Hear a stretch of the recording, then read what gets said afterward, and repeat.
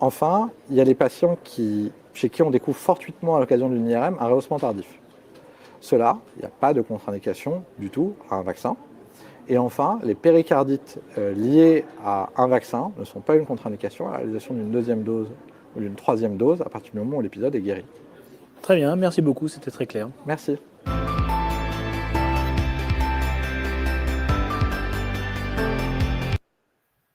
Journée européenne de Société française de cardiologie en 2022. Donc effectivement, merci, c'était intéressant. Cette vidéo, je l'ai regardée des dizaines de fois. C'est pour moi, tu vois, on ne pourra jamais nous taxer de complotistes. Dès le début, il dit, depuis des années, on sait que les vaccins DTP et de la grippe, alors il dit sont liés, mais en fait, causent des myocardites.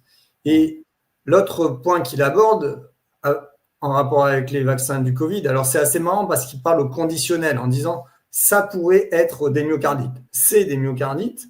Et après, il dit il y a un infiltrat éosinophile, c'est-à-dire qu'il y a une inflammation du muscle cardiaque. Donc, c'est ça qui est décrit.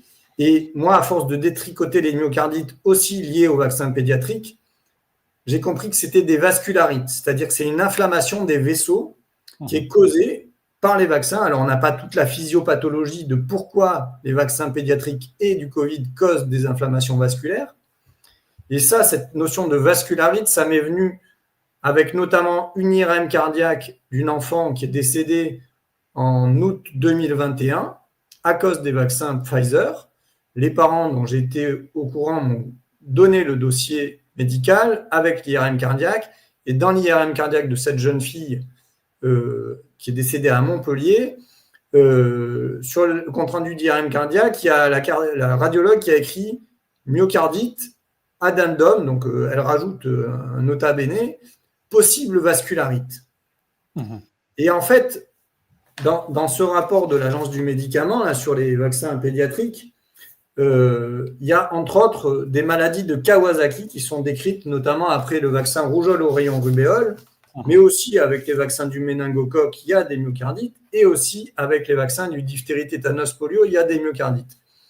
Et les maladies de Kawasaki, en fait, c'est des vascularites.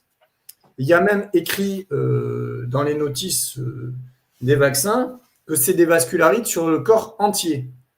Et les vascularites, en fait, quand on a une inflammation de la paroi vasculaire, ça altère la qualité de la paroi. Et dans les maladies de Kawasaki, il y a même des anévrismes des artères coronaires.